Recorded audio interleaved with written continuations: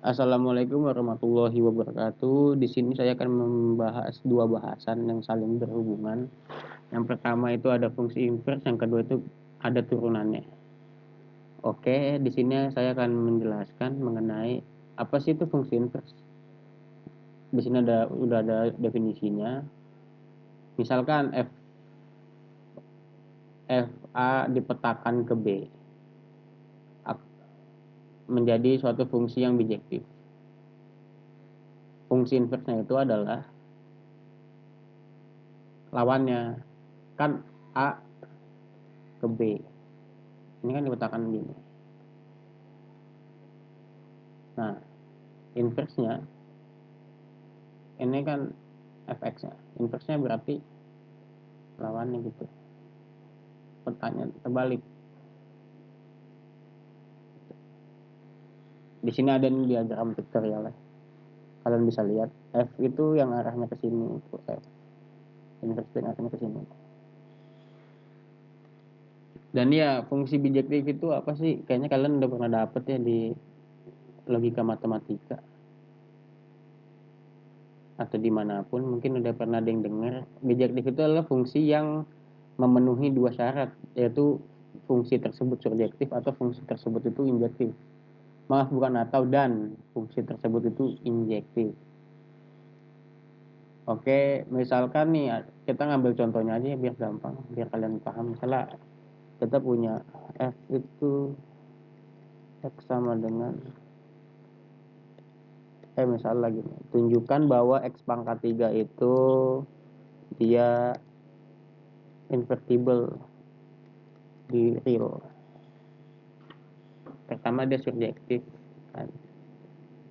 Subjektif itu untuk setiap y elemen real ada x elemen real sehingga y sama dengan fx gitu. Ya udah, kita kan punya ya ini y sama dengan x pangkat 3. Berarti kita punya y pangkat 3 sama dengan x. Habis itu kita masukin ke fungsinya ini, jadi di sini jadi x pangkat 3. Berarti kita punya fx itu sama dengan, kita masukin ke dalam sini y pangkat sepertiganya sama dengan y. Maka terbukti dia itu surjektif di real. Kalau dia injektif, gampangnya untuk setiap pasangan terurut itu elemen dari x atau elemen real lah ya. Nah, jika x1 sama dengan x2, maka fx1 sama dengan x2. Kalian bisa pertama gini, fx1 sama dengan fx2. Atau kalian bisa melakukan kebalikannya ya, dari sini mulainya sampai situ. Tapi ini x1 dari sini sampai sini, atau dari sini ke sini bisa. Kalian pangkatin 3 ya, pangkat 3. Jadi x1 sama dengan x2. Karena ini elemen real, maka ya mereka dia memenuhi. Nah, karena dia memenuhi ini, dia memenuhi nih keduanya, berarti dia bijektif. Maka yang ini baru syarat ini bisa dipakai. Jadi kita punya nih y sama dengan x pangkat 3 kan, berarti inverse-nya apa sih? Inverse-nya itu x sama dengan y pangkat 3. Maka teori yang tadi nih tuh, misalnya kita punya y sama dengan fx kan tadi, ya, maka inverse dari ini sama dengan ini inverse-nya. Inverse dari x pangkat 3 itu x y pangkat sepertiga kan. Ya gini kan. Karena kalau misalnya kita menginverskan suatu fungsi, maka x itu ditukar y, begitu juga y ditukar x. Jadi kita punya fungsi inverse dari x itu sama dengan x pangkat sepertiga. Oke. Ya, pokoknya gampang gini deh. Misalnya kalian menginversin y sama dengan 2x plus 1 gitu. Yang y itu jadi x, yang ini jadi y. Oke, berarti X min 1/2 sama dengan Y. Nah, Y-nya ini tuh si inverse-nya. Oke. Nah, bisa di sini ada turunan. Pokoknya dibaca yang atasnya. Tidak. Pokoknya ini fx-nya itu mesti terturunkan ya, dan dia bisa diinverskan. Nah, alasan dari karena alasan ini, statement yang ini, maka bisa dijadikan alasan untuk si fx itu, inverse dari fx itu juga terturunkan. Nah, misal kita lihat di sini ada gambarnya aja, langsung kita lihat ya di sini. Dan ini f inverse A. F inverse A itu apa sih? X. Ini A itu Y.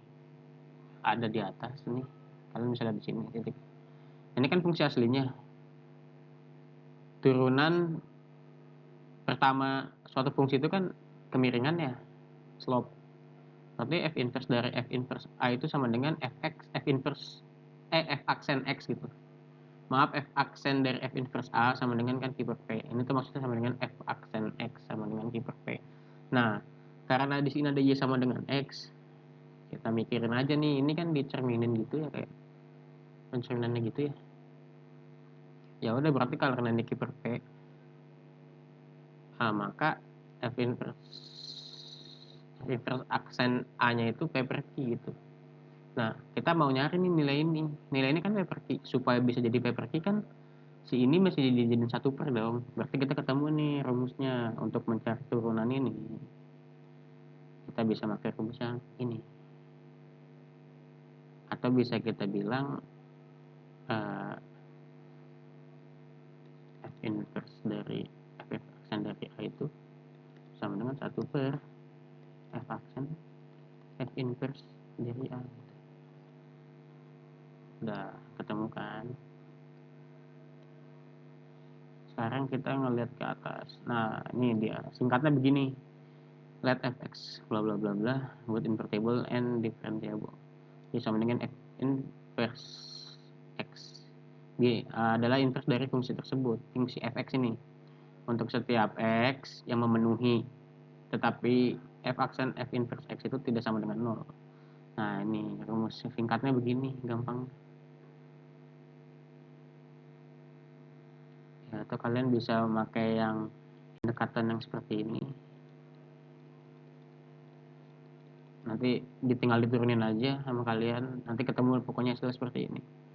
Ingat, gx itu fungsi inverse dari fx. Di sini ada penjelasannya. Kalau kalian mau pakai rumus ini, ingat ininya.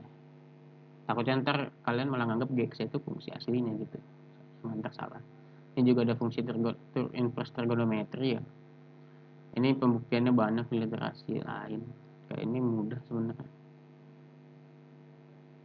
Ya kalian bisa misalkan aja gitu. Ini Y sama dengan sin inverse X. Nanti kalian ambil sin kedua ruasnya, ntar ketemu tuh dx per dy cos Y kan. Nah, nanti kalian masukin aja ke sini. Ntar ketemu nih nilai dy per dx tuh berapa gitu. 1 per cos sin inverse X gitu. Ya udah, nanti ketemu hasilnya jadi seperti ini. Maka kalian buat segitiga siku-sikunya dulu. Mencari nilai trigonometrinya pakai segitiga. Nanti kalian bakal ketemu semua ini. Semua cara sama kok ngebuktiinnya. Mungkin yang second dan cosecant ada sulit. Bisa dicari di literasi lain ya. Oke, untuk pembahasannya mungkin hanya sedikit saja. Biar lebih jelasnya di pembahasan soal.